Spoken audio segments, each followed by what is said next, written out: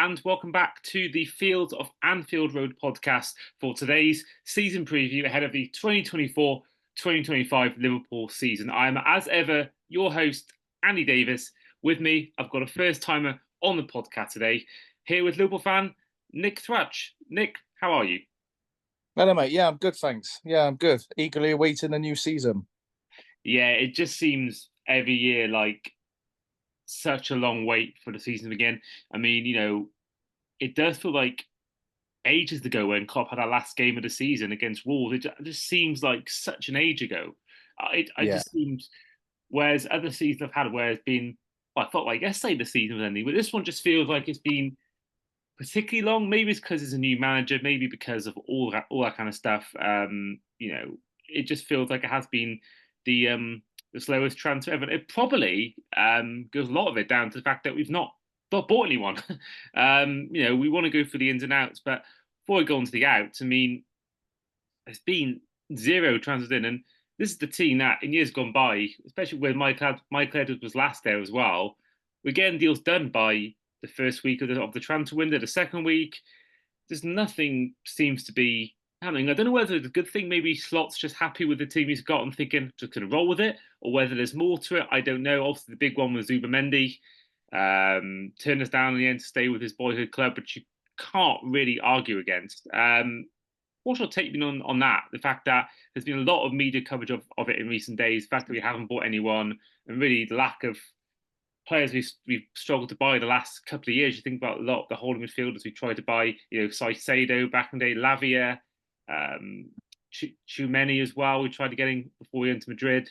What's your take been on the lack of incomings at Liverpool this summer?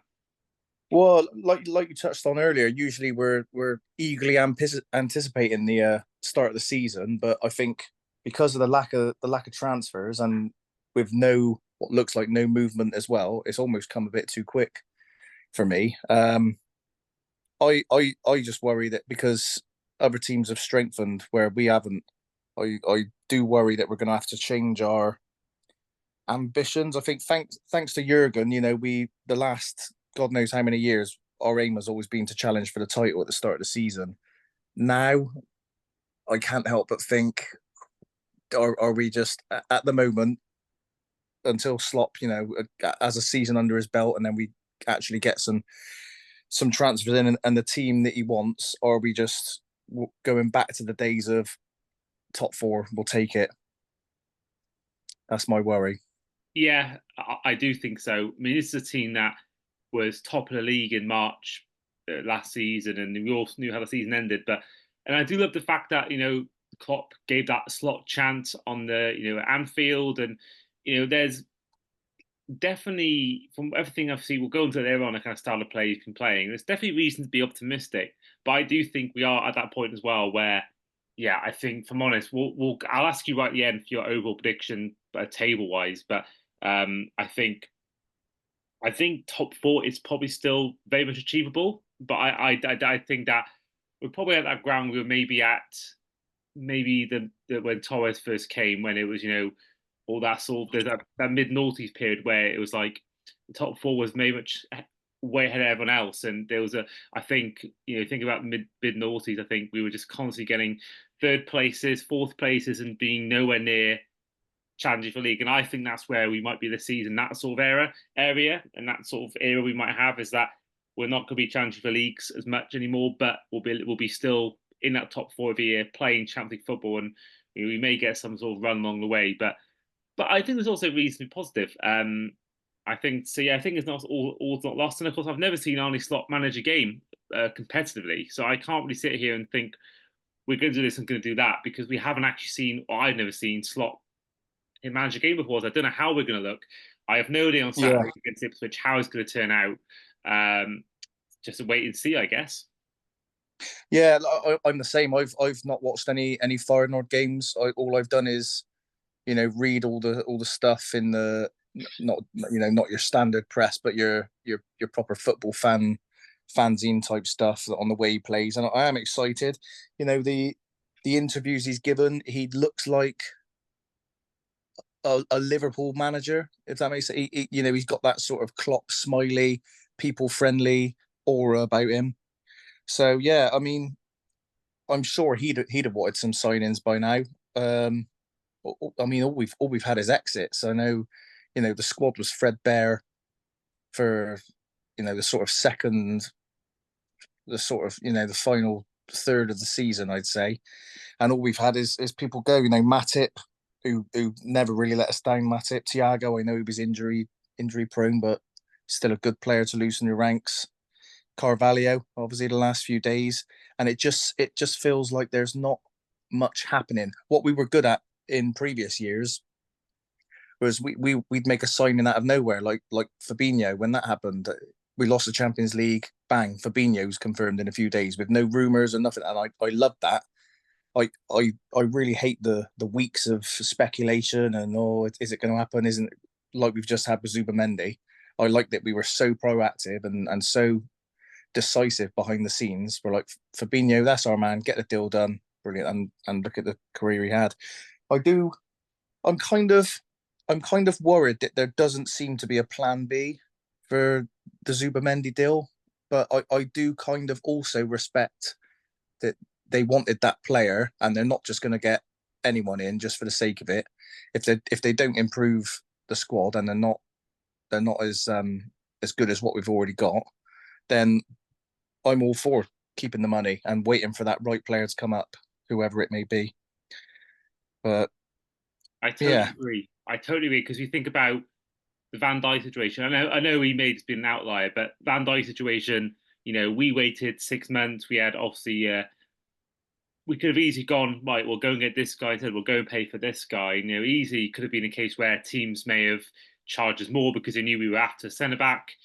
But we stuck to our guns. We waited the 6 months. We got a man, and look how his career's turned out at Liverpool. It's been he's been one of our best players. Well, certainly for me, the best defender I've seen ever play for Liverpool, and he's club captain now. He's won everything possible apart from the Europa League, and you know I think you put it there. That just don't. Some teams are guilty of it. I think Chelsea at the moment are very guilty of it, just buying any player just for the sake of it. I think Man U have been guilty of it in the past. But I think what I love is that we have got the guys we want and the guy the manager wants. So I think that's the most important thing. We don't want such a situation where the owner buys the players and manager doesn't want him, and therefore he's not going to play him, or doesn't fancy him, and therefore just makes all round for everyone involved quite an awkward situation. Wait to get the guys he wants. And I think that's exactly what you want. And yeah, you're right. I mean, no one really saw Fabinho coming. No one really, from memory, saw Mane coming. I think that was put out of the blue. And yeah, a little Salah bit. wasn't a little bit with Salah. There's a tiny bit of thing before he came. We tried to get him and we didn't get him, and then we got him in the end. But yeah, I love the fact that we did sort of go for those players. Even Alisson Becker really came out of the blue. Everyone thought we were going to stick with Carrius or we were going to play Danny Ward as number one, and then Tranmere Yeah, mistakes happened in pre-season. Bang! 2 days later, Alisson Becker comes. So yeah, yeah, it's a worry because Mike Edwards was there for that. It's surprised that he's not gone down that route again. But I've said it before many times before, both on this podcast and outside this podcast, that the summer before we won the league, we signed Harvey Elliott and Sepp van den Berg. We bought no one. Everyone was moaning back then, Liverpool buying a player, Man City going out and getting Rodri, and we won the league. So that could be just one off, but I think that proved to me that you don't have to get players for sake of it, as teams have proven many times. Like, look at Man U getting Harry Maguire, or it's not all good just putting a price tag on a player and getting him. I think you have to get the right guy. So I'm not that worried, if I'm honest. I wouldn't want Many to come to Liverpool and not want to be there. I'm glad he stayed there in a way because I wouldn't want him to come to Liverpool and not be happy. So for me, yeah, I obviously I'd love to get a signing, but I don't think our team's a million miles off. I mean, you got Alisson Becker, who when he's fit, he's the best keeper in the world. Trent, who questionable defensively, but going forward, he's really good. Obviously, you've got Van Dijk. Quans is a good young player coming through. Kanate on his day is very good. Robertson's still good. You know, holding midfielder Endo could take a little bit of a turn. There's talk of Gravenberch playing that role. You got McAllister. Curtis Jones has broken through now. Luis Diaz is such a great player to watch when he's firing. Obviously, finishing is questionable, but he's got so much to his game. Darwin, I'm not a big fan of, but Jota can finish from anywhere. And Mo Salah, his worst season is still 18, 20 goals in a season. So I think the squad then, and the squad after before was challenging for the league in March. It just took an almighty collapse to stop that happening. So I think the team is there. I think everyone forgets that the actual team is there. It's just maybe we need more depth. But yeah, Yeah, I think overall we can't be too annoyed because we could buy these players for 60 mil and they'd be rubbish. You never know. I think so. I'm glad he's almost in a way. I'm glad. I'd rather not buy any players and sign 10 players because that would be a bit of a worrying sign. In yeah, like a Andy Carroll panic January. yeah, Balotelli 2 years ago as Oh well. yeah, but like it's interesting because you know there's three players you mentioned there in when you were highlighting our strengths and how strong we are. Trent, Van Dijk, and Salah Mm. all enter in the last 12 months of their contract. I think Virgil said something start of this week or last week that no discussions have taken place, and you think can't help but think we've not had any transfers coming in. Surely we've got to be sitting down and sorting these contracts out. Maybe that's why. Maybe that's why we're holding off because of that reason. But the more time goes on, especially if we start the season badly, it's a worry in terms of those 6 month pre-contract deals. Now, if it's down to they don't want to give old guys new contracts, then just sell them. If you don't want to keep them on, sell him because Salah you can still get good money. I think Saudi offered him 150 million a year ago. I think you can still get good money out of him. Allison you can get a lot out of, and Van Dijk's the same thing. So I think if we are gonna keep him, then pay the contracts because we haven't bought anyone, like you said. But if they're going to just let him go for free, that would be such a waste. Because if you are going to sell him, you can get probably between them just at £200 million, maybe £150 million. You can get a lot for these. These are three still very good players. So you can. Mhm. It's just we don't like we saw Arsenal years ago. They let Fabregas go down in this deal, Van Persie go down in this deal. I believe Nasrin Adebayor as well, Kolo Toure as well maybe. Um, we don't want that for our club because that ruined Arsenal for a lot of years. That sort of constant players leaving and running down their deals. We do not want that for our club. So yeah, I'm hoping, as you say, hoping that means no signings means we're going to go and get these guys signed. And I have confidence, particularly in Allison, the most probably. Van Dijk I worry about because of what he said, and Trent because he's seemingly better to Jude Bellingham, and Jude Bellingham might be the one to convince him to go to Real Madrid. Yeah, And the biggest club in the world, it's hard, even though for local lads, it is hard to turn that down. So yeah, I think I, Allison will stay. I have no problem with that, but Trent and Virgil, yeah, that's my worry. yeah. I do worry with Trent because we seem to have missed the boat with that Frimpong, Jeremy Frimpong at Mm. Leverkusen. He had like a quite a cheap release clause, about 31, 32 million, I think, which has expired. So if Trent was to go, then we may have missed the boat on that one. But the big one for me is Salah. What we haven't done is signed an understudy or an eventual replacement for him, and that could really hurt us. I think that you've got young Ben Doak, but there's a lot of talk of him going out on loan. Other than that, it's another young lad, Cade Gordon, who's had a horrific 2 years of injuries. So that is my even more so than the ball playing midfielder that Slot clearly wanted in Zubamendi. I think the biggest pressing need is future proofing and having a bit of a backup for Salah on that right hand side.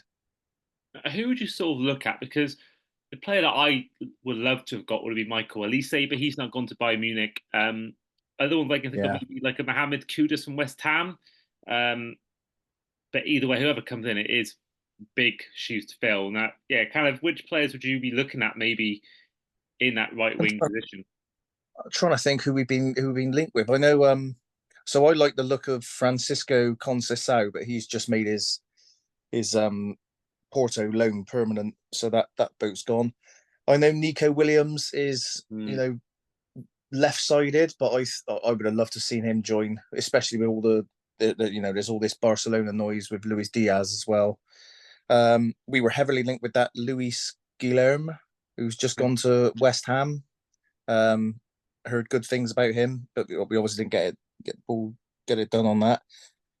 Who else was there? Oh, there was that Bakayoko, wasn't there at PSV? We were linked yeah. with him, but Mhm. all of these transfer rumors seems to have been before Slot came in and Richard Hughes and all the sort of stuff behind the scenes. So it all seems to have fizzled out. But there was one there was one that interested me a couple of weeks ago, and that was the Japanese Sociedad winger, Oh, Kubo, is Taka it Kubo? Kubo. Yeah. Taka Kubo, very highly rated. He just seemed to fit the ideal profile. Like he seems like the sort of player that would come in and he'd be content with playing one week, not the other, with the aim of eventually taking Salah's throne. But that seems to have all died down now. Kubo. Hmm. Yeah, it's certainly an interesting time in the club's history. I think it's really fascinating to see what will happen this season, and it could either go third place, fourth place, or it could go where like seventh or sixth. It could go really any one or two ways.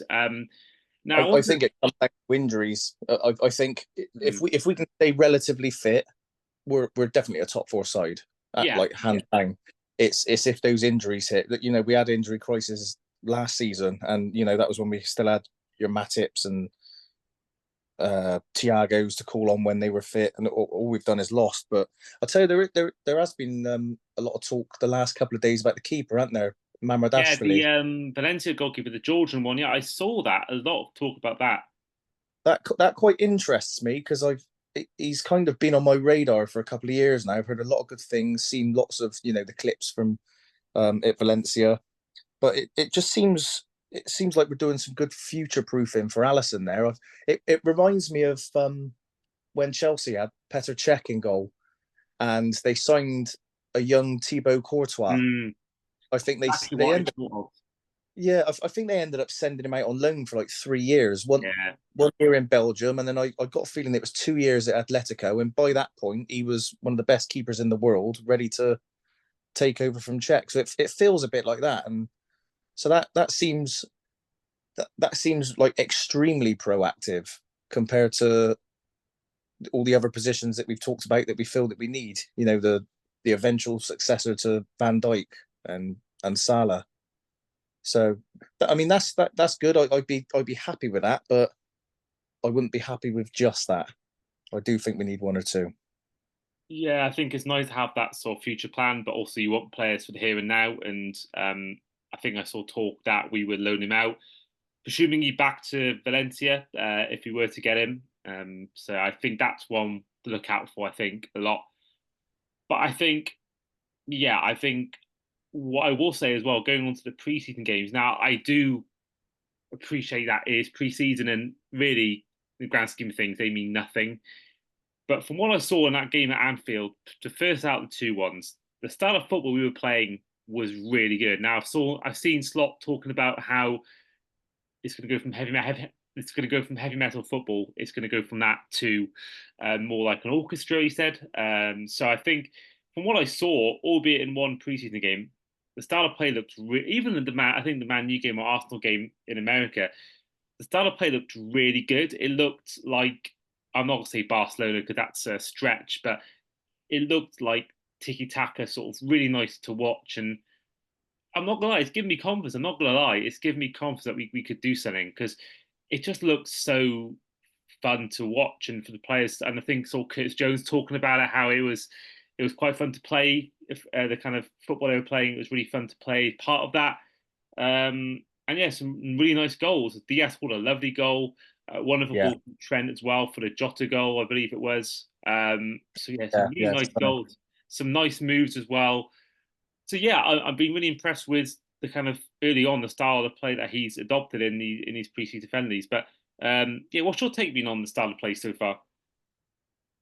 Um, so I've not been lucky enough to catch all of preseason, but from what I've seen, you know, I would never have got bored of Jurgen's heavy metal football. I could have gone the rest of my life watching that. But all good things come to an end, and I'm quite tentatively excited about something different. Hmm. Um, Obviously, it's going to be a bit more of a possession based system. Um, the big thing is do we have the players to do it exactly how he likes it done? He obviously had his eye on Zubamendi because the stuff he brings, he's very calm, picks the right pass, sets the tempo. It looks like it looks like he still likes to press that intense press, but when that press comes off and we win that ball, it looks less right quick attack attack attack. It looks more like right, we've got the ball. Let's just settle down, keep possession, and have a little think about what we're going to do. That's so it might be it might even be a little bit more relaxing to watch. At time at time you think some of the like the Liverpool Chelsea games and the Liverpool Man City games are end to end, and you think someone's going to score in a minute. I've got not got a clue who it's going to be, but I think it would be nice just to see us keep the ball and knock it around and play some nice intricate passes. Um, like I say, I could have happily got like forever watched the heavy metal crash bang wallop Geigen press. But like I say, all good things come to a change. And I think ultimately everyone's got to give him time. The fans, the players to adopt to that system. Um, yeah, I'm excited. I think it's more. It's going from Jurgen to Arne Slot. It feels like an easy transition. I don't sort of to an extent on the pitch, but more so off the pitch. That people friendly, really sort of quite sort of chirpy in the interview. It you can see why they went for him in the end, because the formation he likes to play isn't that dissimilar to what we've been playing. So even if players have got to slightly adapt, it's not massive. It's not like we're going to a manager who plays 3-5-2 and all of a sudden people are thinking, where how do we do this? How do we adapt? We got to completely change the whole philosophy. It's more of a just a kind of 10% tweak on what we've been doing.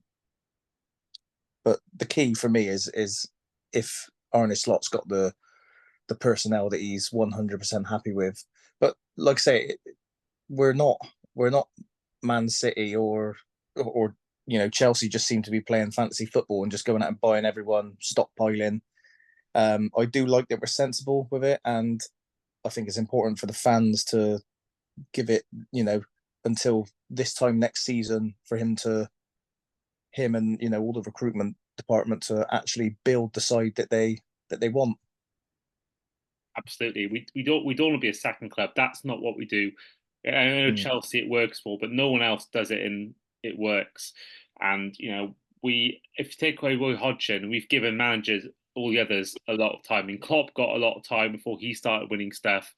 Rodgers, yeah, he got 3 or 4 years. But I think that's what you want. And I think from what I've seen as well, I saw a clip today on Instagram of Trent and Slot in training, and it gives me confidence about the Trent thing also. But it just looked like they actually got on. It looked like he got on with the players already, which is a big thing because you hear these stories about. I saw about John Terry talking about when VS Boas first came in, trying to make a mark and trying to show his authority, and didn't work out, and ultimately the players didn't buy into him, and that's why he only lasted a very short time with the club. And I think that's sort of phase one done. If you get the players and manager on board and sort of getting on, that's the first bit done. And yeah, I think with Alonso, as good as he would have been for us, he played in a entirely different formation, and it would have been a massive thing to adjust to. So I think certainly short term as well, I think Slot's definitely a better fit than Alonso. I think Alonso wanted the Madrid job. I think he wants that Madrid job. So we wouldn't want being there if he didn't want the job as well. Now, moving on I want to ask you as well. We want to go through each. We're going to give our player we think is going to improve the most this season, and then negatively the player we think is going to decrease and decline the most this season. So we'll go positive first.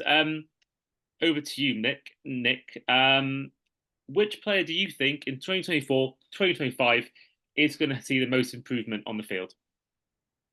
I think before I narrow it down to one, there's quite a few that I think have got so much potential to improve. Connor Bradley at right back, brilliant sort of debut season for him, and he can only get better. Ibrahima Kanate, he hasn't sort of excelled, but he's not like a ball playing defender, is he? I think he's got that room to grow into that. Gravenberch had a difficult first season. Sabozloy did as well. He started absolutely on fire, but then dipped off, then had a few niggling injuries. I think Harvey Elliott is one to keep an eye on this season. He's been in and in and around the side for 2 years. He's had an injury as well in between that. It's if he can. I think the number 10's between Szoboszlai and Harvey Elliott. If it ends up Harvey Elliott, he has another level to get to it as well. Cody Gakpo playing under his countryman, probably in his best position on the left wing. Jota, if he can stay injury free, like that, just not having any injuries this season will be an improvement for him. Darwin Núñez is finishing. But I'll tell you the one for me, one that we could see step up, like I highlighted earlier, the lack of an understudy to Mo Salah. Cade Gordon had a real tough couple of seasons with injuries, so highly rated. I forget where we got him from now, Derby, but we signed him as a young kid. He had a few, like the sort of Carabao Cup games, and he looked good. He looked lively, very, very Salah-esque, cutting in off the right on his left foot. So I think he's probably the one to watch. And yeah, so yeah, I'm going to go Cade Gordon. I think if he can get a few games, and all of a sudden we think, oh yeah, there is a future after Mo Salah, then yeah, I think that's the one for me. And it would also save a lot of money on buying Yeah, rather than buying a new player for 60 mil. The team could easily sort of try and get more out of us because they know we want to replace Salah. That could always happen. So yeah, if we can get someone in who's already there, a bonus. And my choice, I do like the Gakpo pick. I think that's my honourable mention because I think what we saw in the Euros, playing on the left wing as well. I think, especially with playing with his compatriot there, I do have a lot of faith that he could be the guy, especially if Darwin does pick up some sort of suspension for his actions in Copa America or Jota gets injured. I think Gakpo will be there to step up, and I think he could easily take his chance. But I want to give it to Harvey Elliott. I think that he showed at times last season, especially towards the end. I think it was a Tottenham game I remember where he played really well, really good goal against them, and I think he's been involved a lot heavily in pre-season. He may get a nod maybe week 1 or week 2, just sort of, and then he may never look back. And I think there was a point a few years ago where he was starting a lot of games. I remember against Norwich, I think it was opening day. Then it was Burnley, and then he got injured against Leeds, and sort of that sort of curtailed and put a halt to his progress. But I think new manager, he may have a chance to. He's obviously got a new chance to show the manager that he can be a starter, and I think he's looked good in pre-season. And again, I realise it is pre-season, but Slot may take him on the first few weeks, and if he impresses, he may never look back because you think about our midfield. So Bosley's been hit and miss. Obviously, McAllister there is a cert. A lot of doubt over Endo whether he'll stay. And I think Gravenberch may take that role, but I think that third midfield role, I think the Trent Euros thing may put a halt to that midfield thing for him, and also Slot's come out and said that he's going to play right back for Liverpool. So I think that third place is up for grabs in that midfield. Curtis Jones, I think, may take it as well, but I think Harvey Elliott has a chance to really stake a claim in that Liverpool team, or even just as a winger, maybe work. Yeah, he has played at times. I think he's better as a cam, as a number 10, but I think he can also play out wide if needs be.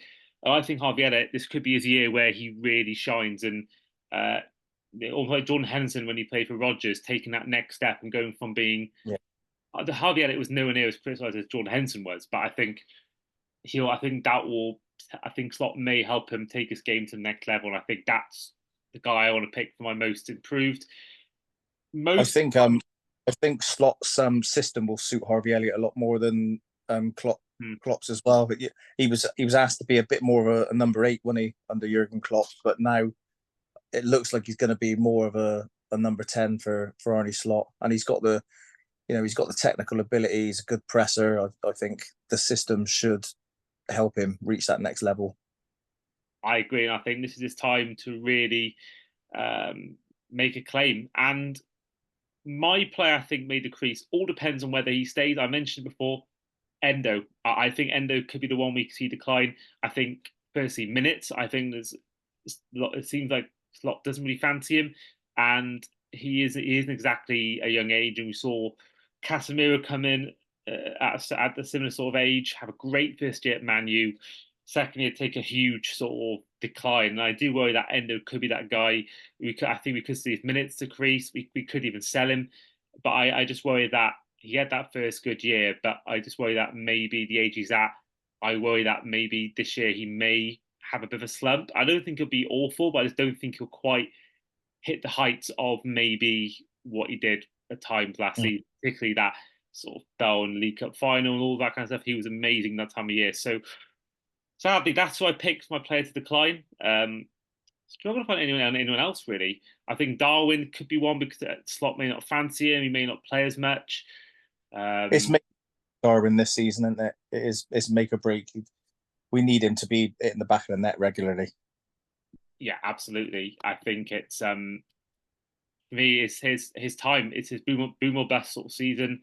Either do it now or I don't think he ever will. But for you, who's your player you think might decline this season? Well, I worry about the three entering the final year of their contracts: Trent, Mo Salah, and Virgil. You worry about the effect that will have. Um, Andy Robertson, I worry that he had a few injuries last season, or the legs just starting to go. I worry about Luis Diaz. There's all this talk of Barcelona. I think his dad seems to drive a lot of that. I think the big one, I saw Man City the other day. I saw him linked with Man City, which is crazy. If we let him go to Man City, yeah, yeah, that would just be. It's twice as bad, isn't it? You're weakening yourself, but strengthening a direct rival as well. But I think the one for me, hate to say it, but I think we might see a little decline in Big Virgil this season. okay. I think, that he doesn't seem he seems content but not happy behind the scenes. He's made a lot of noise about the contract. He doesn't know what his long term future is.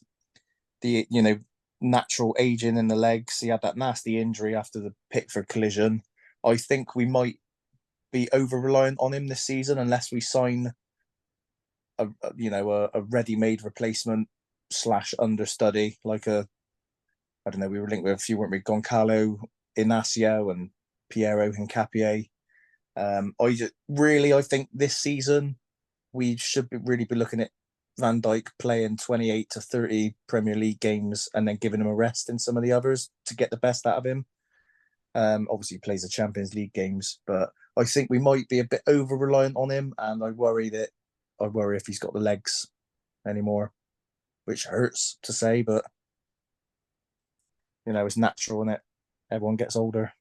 Exactly, and yeah, we saw him just a couple of years ago, him declining a lot, and then he obviously had that bounce back year last year. So I have faith he'll have maybe a couple of years left in him because he's got that sort of awareness and ability to read the game. Like John Terry, really at Chelsea, he never really turned bad until I want to say 35, 36, and Van Dijk isn't there yet. And I think he's got a couple of years left in him because he's not like a winger who relies on the pace, and if that pace goes, they're gone early.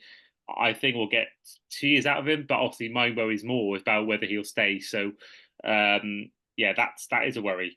Time has got the better of us. We had so much more we wanted to go through, but we are uh, running out of time. But before we go, we're going to quickly predict Liverpool season. So we're going to quick good answers for each one, how we're going to do in each competition. So first of all, Nick, how are we going to do in the League Cup? Oh, League Cup. Um, Not very. I reckon we might get to the quarters. I think he will, especially with not strengthening the squad. I think he will, as a lot of managers do, play a lot of the younger players in that. I don't think it'll be a priority. So yeah, maybe quarterfinal ish. I'm going to say fourth round. I think we're going to draw a big team like an Arsenal or a Man City or Chelsea or something. We're going to play our second team, and then we're not going to go through. FA Cup, I'm going to go for a semi-final appearance, but falling short to Arsenal. I think we'll go far in that competition, but I don't think we'll win it. But how about you? I've got a gut feeling we might win the FA Cup this season. Oh, I love that. I think the FA Cup gets a lot of sort of bad rep. I think it's still a great competition. I think I'd always love to win the FA Cup. Obviously, you take Champions League and Premier League over it, but I still think FA Cup is a fantastic competition. Yeah, I just think that's I don't know. Sometimes you just go with your gut feeling, don't you? As a fan, you think, oh, I think we might win the FA Cup this season. Again, it's pure guess work, isn't it? But yeah, I'm confident in the FA Cup. And how about the Champions League? Champions League. It all depends who you draw, doesn't it? Yeah, I think it'd be nice to get to a quarter final in giving it Slot's first season. It's just the unknown, isn't it? It all depends how we adapt to the system, how that translates into European football, who we draw. I think it'd just be nice to get into the latter rounds. I've got the same. I've got quarterfinal as well. I think we'll win the group. We'll play someone like a Porto or I don't even like someone like a Club Brugge or something in the round of 16, and then you get to quarterfinals. You play against the big boys. I think we could beat PSG. I think you go up against Man City or Madrid. I think there's no chance unless you catch them on a bad day, which is happens now and again, but not very often. Now Premier League, I'm going to go for third place. I think we're not at the level where we're going to compete for a league title, but I still think the squad, as I said before, I think the squad is still very good, and I think it's way better than Tottenham's. It's better than Chelsea's. It's better than Man U's. Better than Newcastle's. I think our team on paper, obviously, it all depends on how Slot does as a manager, but I think on paper, the squad we've got is better than all but two teams. I think those two teams will be ahead of us in Arsenal and Man City. So yeah, I'm going to go for third place. But how about you, Nick? Completely agree. You'd be, I think, anyone would be a fool to bet against Man City. I think Arsenal are definitely going to be the ones challenging the closest, as they did last season. It all seems to be, just seem to be in a very good place at the moment, Arsenal. But I think we're the best of the rest in third, especially considering how we haven't strengthened. You know, we're as a team, we're if anything weaker because all we've done is lost people. But yeah, we've not strengthened. We've not done enough to catch those two. But I think we're better than the rest. Third place, agree. And I'd actually rather finish third than second because I'd rather. It's different if you finish second place and you're miles off the top, but I'd rather if you're not going to win the league, I'd rather just be nowhere near competing for. I'd rather be in top four still, third place, a few points off second place, 10, 15 points off first. Because the pain I've gone through of losing league titles was 97 points, losing league titles on the final day by a point or 2 points. It's the worst way to lose a league. So Yeah. yeah, if we're going to finish third, I just hope that we're sort of comfortable. There's no final day pressure. Try and get into the top four. We got it locked in by game week 35 or something like that. So for me, yeah, that's what I'm hoping for this season. Or obviously we all hope for more, but we've got to be realistic. That's it. You completely agree. It's realistic expectation, and it? It's a new manager's first season with no new players.